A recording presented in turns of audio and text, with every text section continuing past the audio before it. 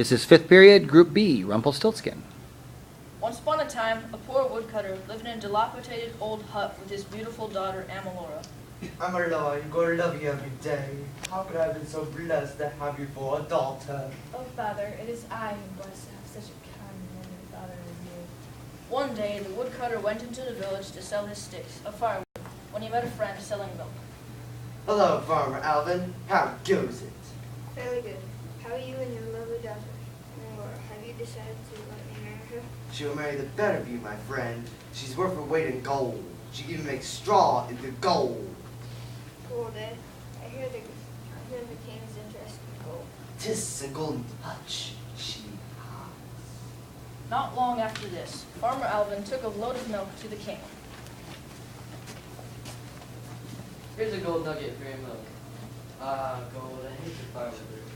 I hear there's a girl in the village who can spin straw into gold. Spin straw into gold, indeed. Would I lie to his majesty? What would be her name? Amalora, the daughter of the poor woodcutter. Guards, bring me this Amalora. Waste no time. The guards did as they were told, and Amalora, wearing her loveliest cape, spun from golden flax, was brought before the king. I have learned that you can spin straw into gold, young lady. Your Highness, I can do many things, but to... Oh, enough of this talk. Follow me. But Your Highness... The king led the girl up a winding staircase to the top room of the castle. There he gestured to a pile of straw filling half the room and a small lonely spinning wheel in one corner.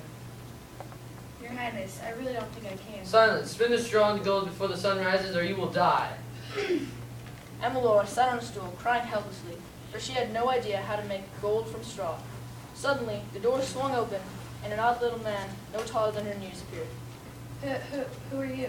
Never mind who I am. What will you give me to spin the straw into gold?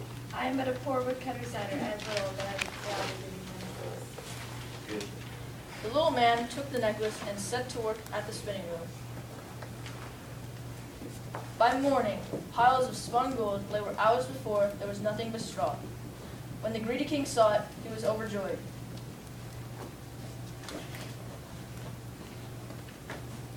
Ah, Amalora, my dear, I am indeed pleased. So pleased that I will give you another pile of straw to spin me more gold. What a creed. Fortunately, the king was busy ordering more straw to be brought back into the small room and didn't hear Amalora's last crack. By morning, this will all be gold, or you will die. Again, Amalora began to weep. And again, the door opened, and in came the strange little man. It's you. What will you give me this time? I have this ring that my mother gave me before she died. Good. He sat down and began to spin the straw. By sunrise, the room was again filled with spun gold, and again the king was delighted, and again he ordered more straw. Amalora, if you will spin this straw into gold, in the morning I will marry you and make you my queen. Just what I always wanted, to be queen of Stiltskin. Luckily, the king didn't hear that either. He hurried away just before the little man appeared. What will you give me this time? I have nothing left to give. And you shall give me your firstborn child when you are the queen. I have no choice, I promise. The next morning, the straw was gold, and the king married the woodcutter's daughter. A year later, the happy queen had a baby boy and had forgotten all about her promise when Rumplestiltskin came to claim her baby. Oh, please, I beg you, do not take my baby from me. If you can guess my name within 3 days, I will not take the baby boy. If you cannot guess my name within 3 days, the child will be mine. All night, the queen thought of names, hoping one of them would free her from her promise. The next morning, the little man appeared, and Amalora began to try the names. Is your name John? Dear?